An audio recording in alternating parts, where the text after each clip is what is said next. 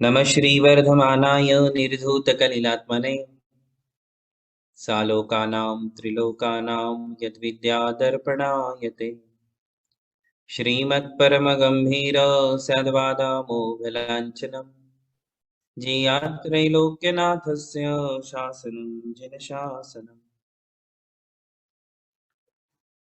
पंच परमेष्ठी भगवान की जय। नमोकार महामंत्र की जय। वर्तमान जिन शासन नायक श्री महावीर भगवान की जय। युगादि पुरुष प्रथम तीर्थंकर श्री आदिनाथ भगवान की जय। परम पूज्य आचार्य श्री मानतुंगाचार्य महाराज की जय। परम पूज्य आचार्य श्री शांति सागर जी महाराज की जय। परम पूज्य आचार्य गुरुवर प्रज्ञा श्रमण श्री देवनंदी जी महाराज की जय। श्रीमद् जैन धर्म की जय। परम पूज्य धर्म दिवाकर मुनि श्री अमोक कीर्ति जी महाराज की जय। भक्तामर स्तोत्र है ना आज? हाँ, मंगलाचरण करेंगे।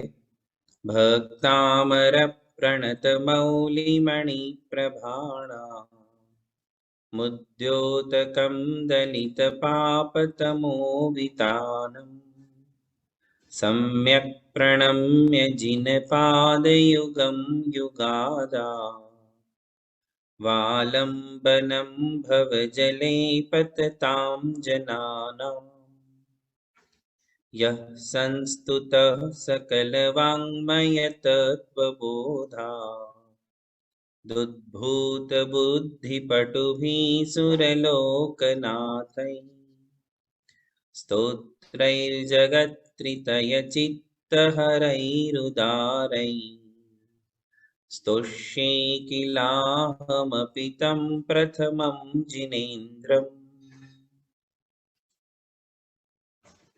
आज का काव्य नंबर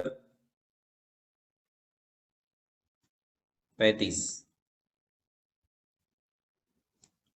आप सभी हमारे साथ बोलेंगे। बहुत ही सुंदर काव्य है। स्वर्गापवर्ग स्वर्गापवर्ग गममार्ग गममार्ग विमार्गणेष्टः विमार्गणेष्टः स्वर्गापवर्ग गममार्ग विमार्गणेष्ट स्वर्गापवर्ग गममार्ग विमार्गणेष्टः सद्धर्म सद्धर्म तत्व तत्व कथनैक कथनैक पटुस्त्रिलोक्याः पटुस्त्रिलोक्याः सद्धर्म तत्व कथनैक पटुस्त्रिलोक्या सद्धर्मतत्त्वकथनैकपटुस्त्रिलोक्याः दिव्यध्वनिर् दिव्यध्वनिर् दिव्यध्वनिर् दिव्यध्वनिर् भवति ते भवति ते विशदार्थ सर्व विशदार्थ सर्व दिव्यध्वनिर्भवति ते विशदार्थ सर्व दिव्यध्वनिर्भवति ते विशदार्थ सर्व भाषा भाषा स्वभाव स्वभाव परिणाम गुणैः परिणाम गुणैः प्रयोज्यः प्रयोज्यः भाषा स्वभाव परिणाम गुणैः प्रयोज्य भाषा स्वभाव परिणाम गुणैः प्रयोज्यः। और एक बार स्वर्गापवर्ग गम मार्ग विमार्गणेष्ट स्वर्गापवर्ग गम मार्ग विमार्गणेष्टः सद्धर्म तत्व कथनैक पटुस्त्रिलोक्याः सद्धर्म तत्व कथनैकपटुस्त्रिलोक्यः दिव्यध्वनिर्भवति ते विशदार्थ सर्व दिव्यध्वनिर्भवति ते विशदार्थ सर्व भाषा स्वभाव परिणाम गुणैः प्रयोज्य भाषा स्वभाव परिणाम गुणैः प्रयोज्यः बोलिए चारों पंक्ति। स्वर्गापवर्गगममार्गविमार्गणेष्टः सद्धर्मतत्त्वकथनैकपटुस्त्रिलोक्यः दिव्यध्वनिर्भवति ते विशदार्थ सर्व भाषा स्वभाव परिणाम गुणैः प्रयोज्यः। बहुत बढ़िया, नमोस्तु नमोस्तु नमोस्तु। आशीर्वाद। आप पढ़ेंगे? आईपैड लिखा है, देखिए आपके डिवाइस पे, अनम्यूट करके। स्वर्गापवर्गम मार्ग विमार्गणेष्ट सधर्म तत्व कथनेकपटुस्त्रिलोक्या दिव्य ध्वनि भवति ते विशदार्थ सर्व भाषा स्वभाव परिणाम गुणे प्रयोज्य। बहुत बढ़िया, परफेक्ट। हाँ, ये बच्ची पढ़ेगी। सर्गपगममार्गविमार्गणेष्ट सद्धर्मतत्त्वकथनेकपटुस्त्रिलोक्या दिव्यादने भवति ते विशदार्थ सर्व भाषा स्वभाव परिणाम गुणे प्रयोज्य। नमस्ते नमस्ते नमस्ते। वेरी स्वीट वॉइस, बहुत बढ़िया। आप पढ़िए।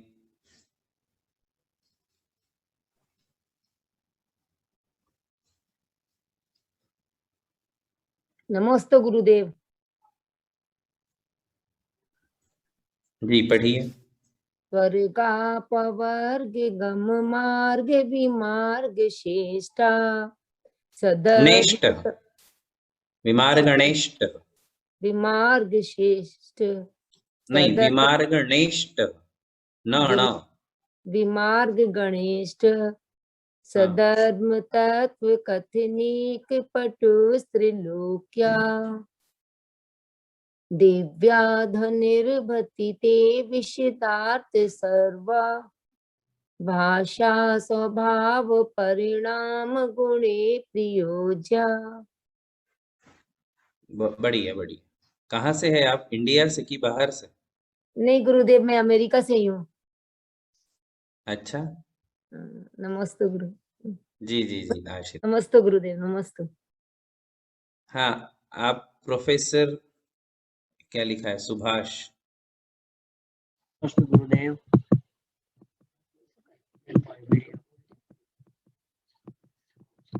हाँ पढ़िए।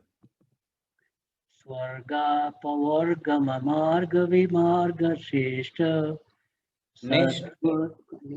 गणेष्ठ विमार्गणेष्ठ स्वधर्मतत्त्वकथनैकपटुस्त्रिलोक्या दिव्यधनिर्भवति ते विशदार्थ सर्व भाषा स्वभाव परिणाम गुणैः प्रयोज्य। बहुत बढ़िया, बहुत बढ़िया। थोड़ा सा सभी को ध्यान से, तो उच्चारण शुद्धि का ये अच्छा अवसर है कि हम लोग अपना उच्चारण शुद्ध कर सकते हैं। काफी लोगों के हाथ ऊपर है। एक और जन, मृदुला जी, क्या नाम? मृदुला करके लिखा है। स्वर्गापवर्ग गम मार्ग विमार्ग एष्ट नेष्ट, यहाँ ये नेष्ट नेष्ट है। हाँ नेष्ट सधर्म तत्व कथनैकपटु स्त्रीलोक्या दिव्यध्वनिर्भवति ते विशदार्थ सर्वा भाषा स्वभाव परिणाम गुणै प्रयोज्य।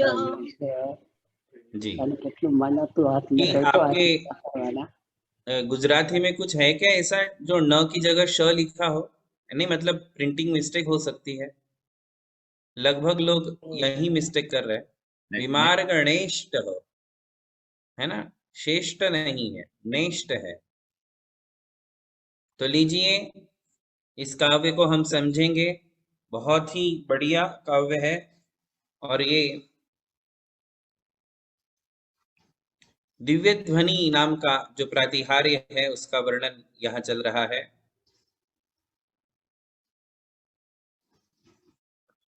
कैसी है भगवान की दिव्य ध्वनि? तो आचार्य कहते हैं स्वर्गाप वर्ग गम मार्ग विमार गणेष्ट। दिव्य ध्वनि जो शब्द है ये इस पूरे काव्य का विशेष्य है और बाकी सब उसके एडजेक्टिव है ना। तो दिव्य ध्वनि कैसी है? दिव्य ध्वनि शब्द संस्कृत में पुल्लिंग शब्द है, पुल्लिंग का, स्त्रीलिंग का शब्द नहीं है। हम हिंदी में जब बोलते हैं तो बोलते हैं उसकी ध्वनि, उसका ध्वनि नहीं बोलते। क्या बोलते हैं हम? उसकी ध्वनि। मतलब हिंदी में स्त्रीलिंग प्रयोग हो रहा है किंतु संस्कृत में दिव्य ध्वनि ही ये जो है पुल्लिंग प्रयोग है। तो भगवान का दिव्य ध्वनि कैसा है, कि भगवान की दिव्य ध्वनि कैसी है? हिंदी में तो हमें ऐसा ही बोलना पड़ेगा। तो दिव्य ध्वनि कैसी है?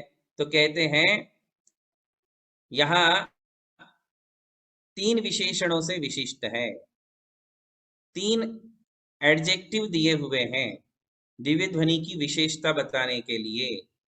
तो सबसे पहला एडजेक्टिव है स्वर्गाप वर्ग गम मार्ग विमार गणेष्ट। दूसरा एडजेक्टिव है त्रिलोक्याः सद्धर्म तत्व कथनई कपटुः। तीसरा एडजेक्टिव है विशदार्थ सर्व भाषा स्वभाव परिणाम गुणैः प्रयोज्य। ये पूरा जो है एक तीसरा एडजेक्टिव है। और फिर अंत में कह दिया कि ते दिव्य ध्वनि भवति, कि हे भगवान आपकी दिव्य ध्वनि ऐसी है। अब सुनिए कैसी है। तो पहला एडजेक्टिव है स्वर्गाप वर्ग गम मार्ग विमार गणेष्ट। कितने शब्द एक हो गए? देखिए अपन शब्द शब्द अलग करें, कितने शब्दों का समास हुआ है। पहला शब्द है स्वर्ग, दूसरा है अपवर्ग, तीसरा है गम, चौथा मार्ग और पांचवा विमार्गणेष्ट, विमार्गणे और फिर इष्ट, विमार्गण इष्ट। तो कहते हैं कि हे भगवान आपकी जो वाणी है, आपकी जो दिव्य ध्वनि है वह कैसी है? स्वर्ग, अपवर्ग का मतलब होता है मोक्ष। स्वर्ग का अर्थ तो सभी को पता है, जो 16 स्वर्ग हमारे यहाँ है वे स्वर्ग कहलाते हैं। और अपवर्ग, अपवर्ग का मतलब होता है मोक्ष। तो स्वर्ग और मोक्ष, गम यानी जाने वाला, मार्ग यानी रास्ता, स्वर्ग और मोक्ष की ओर जाने वाला रास्ता, स्वर्गाप वर्ग गम मार्ग। इतने पद का क्या अर्थ हुआ? स्वर्गाप वर्ग गम मार्ग यानी स्वर्ग और मोक्ष की ओर जाने वाला रास्ता।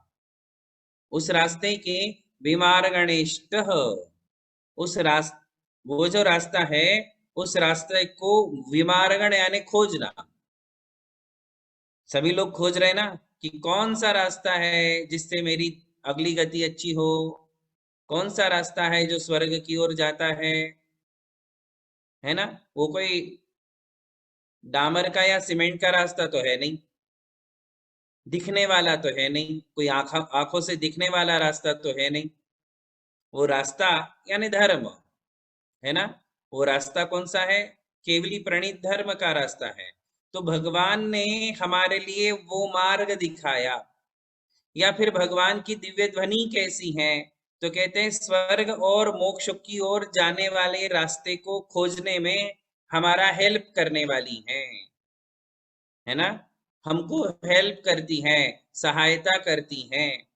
किसमें? कि स्वर्ग और मोक्ष की ओर जाने वाला रास्ता कौन सा है? यदि मुझे अगले जन्म में ढोर जानवर नहीं बनना है, मुझे नरक में नहीं जाना है, मुझे अपनी गति सुधारना है, तो फिर उस गति के लिए कौन सा मार्ग है? ऐसा यदि विचार आता है तो ऐसा विचार करने पर आचार्य कहते हैं सबसे बढ़िया हेल्प यदि कोई करेगा तो भगवान की दिव्य ध्वनि।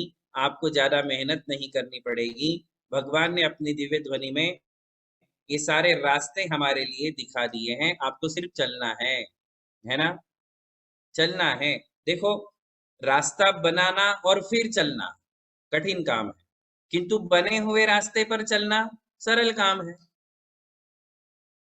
जिन लोगों ने रास्ता नहीं था रास्ता बनाया, उनकी मेहनत थी, उनका परिश्रम था, है ना, किंतु रास्ता बनने के बाद अब तो हमें सिर्फ चलना ही है, अभी तो सिर्फ जाना है, हमें रास्ता बनाने में कोई मेहनत करनी नहीं है, हमें रास्ता बनाना नहीं है, हमें तो महापुरुषों ने, तीर्थंकरों ने, गणधरों ने रास्ता बना के दिया है, हमें सिर्फ उस रास्ते पर चलना है। तो उस रास्ते को समझने के लिए जो हमारा हेल्प करती हैं, बात समझ में आई? जैसे मैप होता है, मैप का क्या करता है आपको? गूगल मैप सिर्फ आपको रास्ता दिखाता है ना, दुनिया में हजारों लाखों रास्ते हैं, किंतु आपको जहां जाना है वो रास्ता बराबर आपको मैप दिखाता है। वो रास्ता बनाने की प्रोसीजर नहीं सिखा रहा है, वो सिर्फ आपको रास्ता दिखा रहा है। तो ये दिव्य ध्वनि भी ऐसा ही एक मैप है, वर्ल्ड मैप, तीनों लोक का एक मैप है, जो उसमें अपने को सारे रास्ते क्लियर दिखाई देते हैं। नरक की ओर जाने वाला रास्ता कौन सा है? दिव्य ध्वनि में मिल जाएगा। तिर्यंचों की पर्याय में ले जाने वाला रास्ता कौन सा है? दिव्य ध्वनि में मिल जाएगा। निगोदिया पर्याय में ले जाने वाला रास्ता कौन सा है? सब दिव्य ध्वनि में आपको मिल जाएगा। ऐसे ही स्वर्ग और मोक्ष की ओर जाने वाला रास्ता कौन सा है, ये सारे रास्ते दिव्य ध्वनि में हमारे क्लियर हो जाते हैं, भगवान की वाणी में क्लियर हो जाते हैं। ऐसी भगवान की दिव्य ध्वनि है। पहला एडजेक्टिव हुआ, क्या कहा इसमें?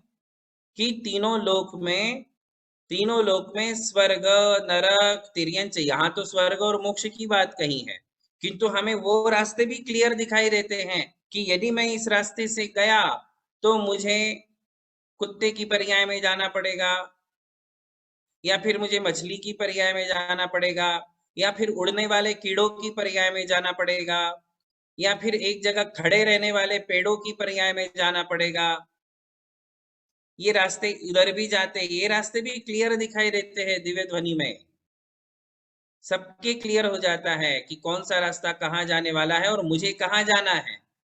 तो सभी विश्व के सभी प्राणियों को स्वर्ग और मोक्ष ही इष्ट है, नरक और तिर्यंच तो किसी को इष्ट है ही नहीं, किसी को भी मतलब अच्छा नहीं लगता है कि मुझे नरक तिर्यंच चाहिए, किसी को भी नहीं चाहिए, सभी को स्वर्ग और मोक्ष चाहिए, संसार के सुख चाहिए, आत्मा का सुख चाहिए। तो जिन्हें ये चाहिए तो आचार्य कहते हैं उसके लिए रास्ता खोजने की जरूरत नहीं, दिव्य ध्वनि की शरण में आ जाओ, दिव्य ध्वनि की शरण में आने से सारे रास्ते क्लियर हो जाते हैं। ऐसी है भगवान की दिव्य ध्वनि। फिर दूसरा विशेषण लगाया है, सद्धर्म तत्व कथने एक पटुहु, यहाँ संधि हुई है, सद्धर्म तत्व कथने एक पटुहु, इसका मतलब है सद्धर्म तत्व का कथन करने में जो अत्यंत पटु है ऐसी वाणी है। पटु का मतलब चतुर, पटु का मतलब कुशल, है ना, पटु का मतलब बुद्धिमान भी होता है। तो भगवान की दिव्य ध्वनि कैसी है? अत्यंत पटु है, समझाने में सरल, समझाने में चतुर। जैसे हम किसी को कन्विंस करते हैं तो कन्विंस करने की क्षमता कौन से लोगों में होती है? जो लोग बोलने में अच्छे होते हैं वही किसी को कन्विंस कर सकते हैं। जिनके पास वाणी का चातुर्य नहीं, वाक चातुर्य नहीं है, वे लोग दूसरों को कन्विंस करने में कमजोर पड़ते हैं, है ना। और कई लोग बड़े पटु होते हैं, ये पटु शब्द का प्रयोग देखो, कई लोग बड़े पटु होते हैं, वो 2 मिनट में अपनी बात को समझा देते हैं, किसी के भी गले से नीचे उतार देते हैं, हृदय तक पहुंचा देते हैं, उन्हें कहते हैं पटु। तो भगवान की ध्वनि, दिव्य ध्वनि पटु है। किस मामले में पटु है? सद्धर्म तत्व कथने, जो वास्तविक धर्म है उस धर्म तत्व का कथन करने में भगवान की वाणी पटु है। पटु तो आप लोग भी हो, किंतु आप किसी को धर्म नहीं सिखाते हो, आप तो दूसरे ही रास्ते दिखाते हो और दूसरी ही बातों में कन्विंस करने में माहिर हो, अपनी गलतियों को छुपाने में माहिर हो घर वालों से, है ना। कोई गलती हो गई है किंतु अब किसी को पता नहीं चलना चाहिए, तो आप अपने वाक चातुर्य से उनको कन्विंस कर देते हो कि ऐसा कुछ नहीं है, तू चिंता मत कर, ऐसा बोल करके आप उसको जो है कन्विंस कर देते हो। तो उन सब बातों में आप पटु हो, बातों को छुपाने में, बातों को उगाड़ने में, बातों को पचाने में, बातों को किसी के पेट से निकालने में, है ना। इन सब बातों में हम सब पटु हैं, किंतु किसी को धर्म में लगाने में क्या आप पटु हो? किसी नास्तिक को आस्तिक बनाने में क्या आप पटु हो? जो धर्म मार्ग से दूर जा रहे हैं उन्हें आप धर्म की ओर लाने में पटु हो? वहां अपनी पटुता का प्रयोग कम लोग करते हैं। किसमें? किसमें? अपनी बुद्धि का, अपने चातुर्य का, है ना, अपनी ब्रिलियंस का यूज कहाँ हम कम करते हैं? स्वयं के लिए भी कम करते, दूसरों के लिए भी कम करते हैं, है ना। धर्म मार्ग में वहां हम अपनी बुद्धि का प्रयोग नहीं करते, पटुता का प्रयोग नहीं करते हैं। जबकि आचार्य कह रहे हैं कि भगवान की ध्वनि में, आपको पता है दिव्य ध्वनि में सिर्फ धर्म का उपदेश नहीं होता है, दिव्य ध्वनि में द्वादशांग का उपदेश होता है, और द्वादशांग में तीनों लोक का सारा ज्ञान समाहित है। हम जितनी भी philosophy, chemistry, biology, arts, commerce, science, इसके अलावा भी जितने भी आर्ट्स में जितनी फैकल्टीज हैं, कॉमर्स में जितनी फैकल्टीज है, जितने सब्जेक्ट्स है, फिर इंजीनियरिंग में जितने सब्जेक्ट्स हैं, मेडिकल फील्ड में जितने सब्जेक्ट्स है, आपको क्या लगता है ये सब दिव्य ध्वनि में नहीं था? आज जितने यूनिवर्सिटी के कोर्सेस हैं वो सारे कोर्स दिव्य ध्वनि में थे, सारे के सारे कोर्स, कुछ भी दिव्य ध्वनि के बाहर नहीं है। सॉफ्टवेयर हो या हार्डवेयर हो, वो सब इंजीनियरिंग वहां उसमें दिव्य ध्वनि में थी। दिव्य ध्वनि के बाहर कोई ज्ञान है ही नहीं। फैशन डिजाइनिंग ले लो, वो भी दिव्य ध्वनि में था। आर्ट्स की 72 कलाओं का उल्लेख दिव्य ध्वनि में है। 72 कलाएं होती हैं जिसे आप आर्ट्स कहते हो, उस आर्ट्स में 72 कलाओं का उल्लेख भगवान की दिव्य ध्वनि में होता है। अब फैशन डिजाइनिंग ले लो, कार्विंग ले लो, फिर जितनी भी शिल्प कला, वस्त्र के ऊपर कला, लकड़े के ऊपर जितनी कलाएं हैं, ये सारी चित्रकला, नृत्य, संगीत, छंद, अलंकार, व्याकरण, वास्तु, मुहूर्त, ज्योतिष, कौन सा ऐसा ज्ञान था जो दिव्य ध्वनि के अंदर नहीं था? हर एक सब्जेक्ट भगवान की दिव्य ध्वनि में है। हमारे पास आज जितने सब्जेक्ट्स हैं, हमारे पास यानी पूरे विश्व में, यूनिवर्सिटीज में, कॉलेजेस में, स्कूल्स में हमारे बच्चे जितनी जो भी पढ़ाई कर रहे हैं, वो तो द्वादशांग के एक कोने में बैठ जाएगा, द्वादशांग के एक कोने में बैठ जाएगा। इतना ही ज्ञान आज वर्तमान में है। हमारे भगवान केवल धर्म और अध्यात्म नहीं, संसार में जितना ज्ञान है वो सारा ज्ञान अपने द्वादशांग के रूप में, अपनी वाणी के रूप में प्रस्तुत करते हैं, और गणधर भगवान उसका पूरा सिलेबस बनाते हैं। भगवान थोक में देते हैं। कैसे देते? जैसे किसान देता है, किसान कॉटन देता है और फिर वो कॉटन फैक्ट्री में जाकर के कपड़ा बनता है, और कपड़े के फिर जो है अलग अलग ढेले बनते हैं, है ना। तो इसी प्रकार से भगवान थोक में ज्ञान दे देते हैं, गणधर भगवान उसका सिलेबस बनाते हैं, द्वादशांग, और उस द्वादशांग में सब कुछ है, आयुर्वेद से लेकर के वैद्यकीय शास्त्र, वो सारे हिंदी में नाम है, उसको आप इंग्लिश में कर लो। जीव शास्त्र, रसायन शास्त्र, भौतिक शास्त्र, गणित शास्त्र, वैद्यक शास्त्र, दर्शन शास्त्र, न्याय शास्त्र, सिद्धांत शास्त्र, व्याकरण शास्त्र, छंद शास्त्र, अलंकार शास्त्र, संगीत शास्त्र, नृत्य शास्त्र, नाम लेते चलो, क्या नहीं है दिव्य ध्वनि में। सब कुछ भगवान की दिव्य ध्वनि में है। किंतु वह सारा ज्ञान देने के बाद भगवान धर्म तत्व का कथन भी बराबर करते हैं और भव्य जीवों के हृदय तक पहुंचा देते हैं कि इन सारे ज्ञानों के बाद भी मेरी आत्मा को धर्म और अध्यात्म की ओर ले जाने वाला रास्ता कौन सा है, स्वर्ग और मोक्ष की ओर ले जाने वाला रास्ता कौन सा है।